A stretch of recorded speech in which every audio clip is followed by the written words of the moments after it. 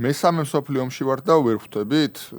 ზოგადად მსოფლიო ომს შემდგომ ეწოდება ხოლმე მსოფლიო ომი. პირველ მსოფლიო ომს დაიწყო ყველას ეგონა რომ მალე დასრულდებოდა ძალიან, მაგრამ 4 წლის განმავლობაში გაგრძელდა. მე არ მგონია რომ მსოფლიო ომში ვართ, თუმცა აშკარად ვართ ახალ ეტაპზე საერთაშორისო ურთიერთობების და გლობალური პოლიტიკის, რომელსაც ჯერ სახელი არ ჰქვია. როგორც იყო მაგალითად ცივი ომის ეპოქა მეორე მსოფლიო ომის დასრულებიდან საბჭოთა კავშირის დაშლამდე, ან ბერლინის კედლის დაცემამდე, ისე შემდგომ იყო 30 წელი რაღაც გაცილებით უფრო სტაბილური და გაცილებით უფრო მშვიდობიანი და ლაღი პერიოდი, 90-იანი წლები, 2000-იანი წლები, ალბათ პანდემიამდე, ასე ვიტყოდი, 2020 წლამდე.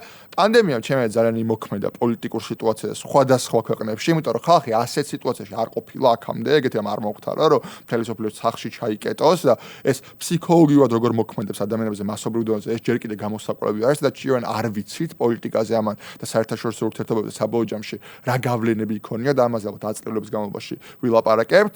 თუმცა უკრაინის ომით რაც დაიწყო, დღეს ეს აშკარად დაყალიბებს რაღაც ახალ წესრიგს, იმიტომ რომ ტემპერატურა რაღაცნაირად უნდა დაიწია მსოფლიოში, რომ ის გაყინული კონფლიქტები, ის პოტენციური კონფლიქტები, რომლის რაღაცნაირად შეფერხება, შეჩერება, ასე გაყინვა, ასე თუ ისე ხერხდებოდა, მათ ან იფეთქეს, ან დაიძაბა სიტუაცია და დიდი ალბათობა არის, რომ კიდე იფეთქოს. ანუ აქ არის ლაპარაკი არა რაღაც ერთ დიდ ომზე, არამედ ბევრ სხვადასხვა კონფლიქტზე ერთდროულად. ჩვენ ხედავთ ახლო აღმოსავლეთში რა ხდება, ჩვენ დავინახავთ ჩვენ რეგიონში რა ხდებოდა სხვადასხვა მიმართულებით, თუმცა აზერბაიჯანის და სომხეთის, ხედავთ რომ ჩინეთთან დაკავშირებით სხვადასხვა, ეგრეთ ტაივანთან მიმართებაში არის დაძაბულობა, ან ძალიან რთულ სიტუაციაში ვართ.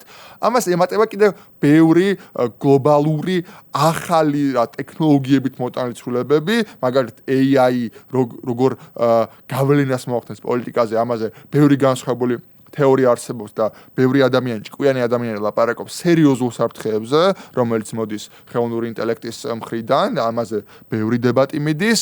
ჩვენ ხედავთ რადიკალურ ცვლილებას პოლიტიკური როგორც ინსტრუმენტებისა და ინფრასტრუქტურის, ისე გლობალურ პოლიტიკაში რაღაც ახალი წესრიგის დაალაგების. ანუ ამჟამად ეს ქიმიური პროცესები მიმდინარეობს და რაღაც მომენტში ისინი დასრულდება, ისინი რაღაც წონასწორობამდე მივა, როგორც ხდება ხოლმე და ამას რაღაც ახალი სახელი ეწოდება, როგორც იყო სოფლიო ომი, როგორც იყო ცივი ომი, ისე ეს იქნება რაღაც ახალი, რომლის სახელიც არ ვიცი და არ ამგონია, ეხლა მე რომ მოვიფიქრო, საბოლოო ჯამში ისტორიაში ეგრე დარჩეს.